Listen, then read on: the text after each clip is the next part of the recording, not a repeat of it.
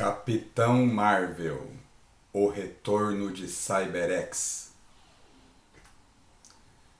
Este é o momento que você pode aproveitar para se inscrever no canal e curtir esse vídeo. Se você fizer isso, você vai ajudar a publicação de outros vídeos. Obrigado. Episódio de hoje: Capitão Marvel, o retorno de CyberX. Então, essa história foi publicada originalmente na nona edição da revista Captain Marvel, em 1968, e aqui no Brasil ela saiu em 1970, nas edições JEP, ano 2, número 15.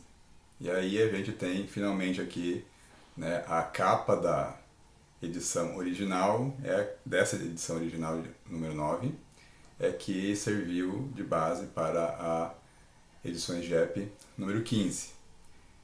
Só que você observa que a revista brasileira mudou as cores, né? Então isso era um problema sério, né? Antes da editora Abril assumir as revistas da Marvel no Brasil, as editoras que tinham as histórias da Marvel antes da Abril, elas diversas vezes faziam trocas de cores, às vezes por problemas técnicos mesmo.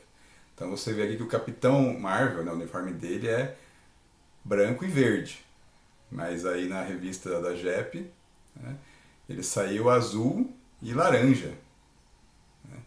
Aí um dos Icons, né, os Icons, as roupas deles são vermelhas e com detalhes amarelos, né, e as botas azuis. Aí no caso aqui economizaram e colocaram os Icons de uma cor só, né? Então eles reduziram a quantidade de cores, né? E o céu azul da capa original virou amarelo. Mas bem, então essa revista da JEP, na verdade, ela trouxe uma coletânea de histórias do Capitão Marvel, incluindo essa. Então o nome da história, o título original da história é Between Hammer and Anvil, ou entre o martelo e a bigorna. Então essa é uma expressão que ela tem traduções em outras línguas, né, que podem mudar de acordo com a cultura. Que na língua portuguesa, por exemplo, você pode falar entre a cruz e a espada, ou entre a cruz e a caldeirinha, mas aí a expressão em inglês para dizer que você está numa situação assim, sem saída, né, é entre o martelo e a bigorna, né? Between Hammer and Anvil. E aí, por que dá essa situação, né? Porque o Capitão Marvel, né, dos Kree, começa a história encurralado pelos Icons. Os Icons são alienígenas, pele amarela, cabelos azuis, que foram apresentados anteriormente, né, em outro vídeo, que se você não assistiu, vai lá e assista, tá? E houve uma luta entre os Kree e os Icons, e o líder dos Icons foi morto, né? O Capitão Marvel, ele salvou o seu comandante, o Coronel Yon-Hog, o cara que quer matar ele, né? Ele salvou e acabou também matando o líder dos Icons. E os Icons estão aparecendo para se vingar, né? Vingar a morte do seu líder. Bem, mas o Capitão Marvel consegue se livrar desse ataque dos Icons, né? E enquanto isso, né, a gente tem a chefe de segurança, né, da base da Força Aérea, a Carol Danvers, né, aquela que será a futura Miss Marvel, né, para aqui nós temos uma outra série de vídeos, você pode assistir. Mas nesse momento, né, ela não é uma super heroína, né, apesar de ela ter um papel nessa série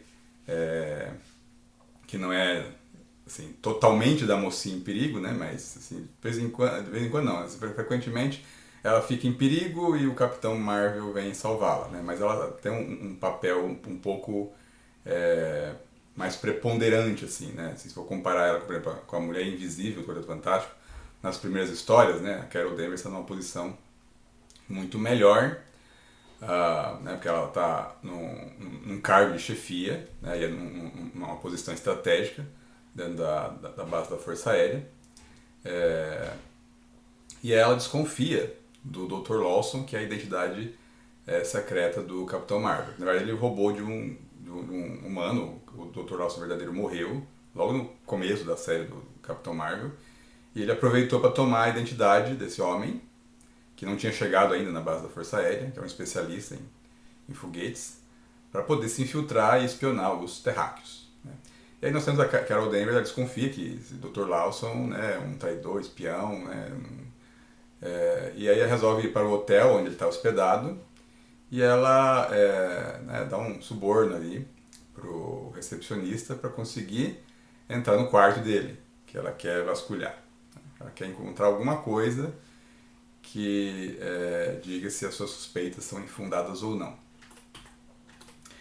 E aí ela tá lá bisbilhotando no quarto do falso Dr. Lawson, quando, claro, ela tem sempre o azar, né, de estar na hora errada, né, no lugar errado, e enquanto ela está lá aparece um robô gigante. Esse robô gigante ele já apareceu anteriormente, ele foi criado pelo verdadeiro Dr. Lawson, a mando de uma organização que tem um nome extremamente original, chama-se Organização. Então, a mando da organização, chefiada por um cara chamado Número 1, ele criou esse robô, só que estranhamente o Dr. Lawson mandou o robô matar ele mesmo. Talvez arrependido do que fez, mas não sabemos aí. Aí o que acontece é que o robô está com essa programação e ele foi atrás do Dr. Lawson, né? Então ele foi no apartamento, no hotel onde ele está hospedado, teoricamente, ele não sabe na verdade que é um falso Dr. Lawson. Ele chega lá e encontra a Carol Danvers e ele resolve levá-la. Né? Bem, depois o falso Dr. Lawson, que é na verdade o Capitão Marvel, chega no hotel, né, e aí o seu quarto todo, né, desarrumado, a parede arrebentada, porque o robô arrebentou a parede ali, levou a Carol, e a polícia está ali investigando o que aconteceu, né?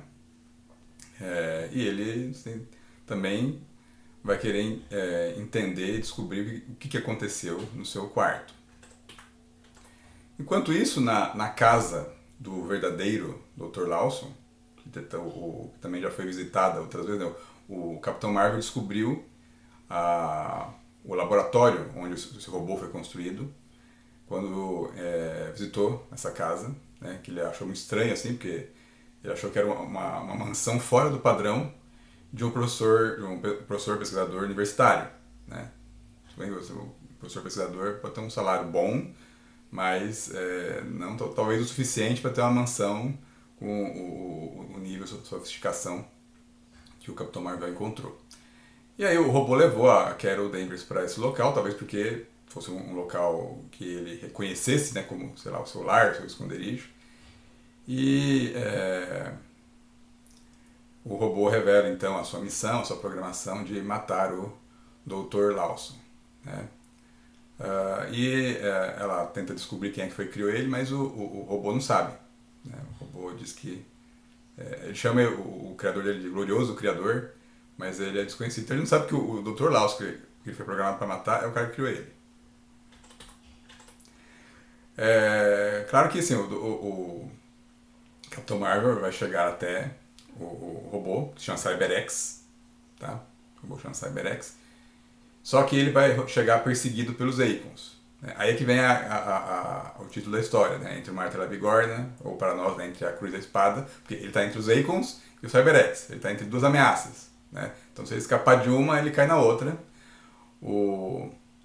E também tem o Ion Hog, né? O Ion Hog está ajudando os Akons a encontrar o Capitão Marvel. Né? O Ion Hog ele colocou uma pulseira no Capitão Marvel e ele consegue ativar essa pulseira à distância. E ele usou essa pulseira para dar a localização do Capitão Marvel para os Akons. Né? Então, porque o Ion Hog quer matar, quer arrumar qualquer meio possível para matar o Capitão Marvel e se livrar dele, para ficar com a Una, a médica que ama o Capitão Marvel. E aí, bem, perseguido pelos Akons, o Capitão Marvel chega até o esconderijo do CyberX, encontra ele com a Carol Danvers lá, e aí começa a batalha. Esse quadro de página inteira, nossa, acho que ele é um dos melhores dessa história aqui. Né? O desenho ficou muito bom, né? O CyberX enfrentando o Capitão Marvel. E aí a gente, assim, não fala muito sobre os desenhistas, né? Apesar que a gente tem outros vídeos específicos sobre artistas que você pode ver também. Tem vários artistas da Marvel que a gente publicou alguns vídeos sobre eles. Mas aqui acho que é legal dar um crédito, assim, parar aqui para falar sobre essa parte, né? Bem desenhada, pelo Don Heck. Don Heck, um dos artistas que trabalhou para Marvel. Talvez, sim, mais conhecido pelo seu trabalho no Homem de Ferro. O Don Heck trabalhou durante algum tempo desenhando o Homem de Ferro e ele tinha um traço assim que deixava, né, o Tony Stark bem charmoso, também sabia desenhar as mulheres assim com, né, um design bem atraente. Então é uma fase assim, bem interessante do Homem de Ferro. Ainda era a fase que o Homem de Ferro ligava a sua armadura na tomada, né? Coisa que talvez os leitores atuais não entendam, não compreendam isso, né? Mas é como ligar o celular, né? A bateria do celular na tomada, o Homem de Ferro também precisa se recarregar, né? Então esse é o artista que desenhou essa história aqui, Don Heck, né? O Capitão Marvel, na verdade, ele não era um personagem que tinha artistas fixos, né? Então as coisas mudavam. Né? Cada revista podia ter um artista diferente. Alguns artistas, eles eram dedicados a personagens de maior destaque, né? Então você pega, por exemplo, Homem-Aranha, você tem lá o Steve Ditko lá, ele fica numa sequência ali, depois assume John Romita, né, permanece na sequência, né, mas aí ele é um personagem com outro nível, né? O Capitão Marvel é um personagem de segundo escalão, então tipo, aí tem muita troca de artista. Mas voltando aqui para a batalha, é claro, né? E o Capitão Marvel ele consegue ajudar a Carol Danvers a escapar. Ele continua ali a sua luta para se livrar do CyberX, né? E aí ele tem uma ideia, né? É tentar colocar então um inimigo contra o outro. E aí ele atrai o CyberX, né? Para se meter no meio dos Akons, né? E aí ele consegue fazer com que, né, o CyberX e os Akons comecem a lutar entre si. Enquanto isso, o Capitão Marvel ajuda a Carol a ficar em algum lugar seguro. E aí a gente tem algo que é frequente nessas histórias do Capitão Marvel, né? Enquadramentos que mostram os dois próximos, né? Em ângulos assim que sugerem que, né, há uma atração entre eles, e há mesmo assim, né? É uma coisa estranha porque a Carol se sente atraída pelo super-herói, aparente super-herói Capitão Marvel, né? Mas ela não gosta e desconfia da sua identidade civil, que é o Dr. Lawson. E aparentemente os Akons eles derrotam o CyberX inicialmente, e aí eles vão atrás do Capitão Marvel, né? Também conseguem atacá-lo, acreditam que encontraram um documento importante com eles, que eles chamam de Código Z19, que seriam os segredos militares dos Kree. E enquanto eles estão ali distraídos lendo o livrinho com esse suposto código secreto, o CyberX desperta, porque ele na verdade ele consegue se auto-reparar. E aí o CyberX ele ataca, né, selvagemente ali os Akons, e esse é o tempo suficiente para o Capitão Marvel conseguir se recuperar. E aí o Capitão Marvel, né, uma vez que o CyberX deu cabo dos Akons, aí o Capitão Marvel tem somente um inimigo agora para lutar, e ele consegue destruir finalmente o CyberX. Aí ele revela que na verdade ele enganou os Akons, né? Ele pegou uma agendinha telefônica e escreveu ali na capinha, lá em Kree, lá, o código Z19, só para distraí-los, para que eles ficassem então assim, concentrados naquilo, né? Que abaixassem a sua guarda. E aí o Capitão Marvel vence mais uma vez o dia, né? Só que acaba perdendo um pouco da sua relação pessoal, porque ele está sendo vigiado o tempo todo na nave dos Kree que está orbitando a Terra, né? E o Coronel Ian Hogg está sempre chamando a atenção da Médica Una de que o Capitão Marvel está cada vez mais próximo daquela terráquea, a Carol Danvers, né? E a Una chorando porque acredita que o Capitão Marvel, né, tá realmente gostando da Carol Danvers. Então essa é a história de hoje. Se você quiser saber o que acontece depois, continue assistindo os próximos vídeos.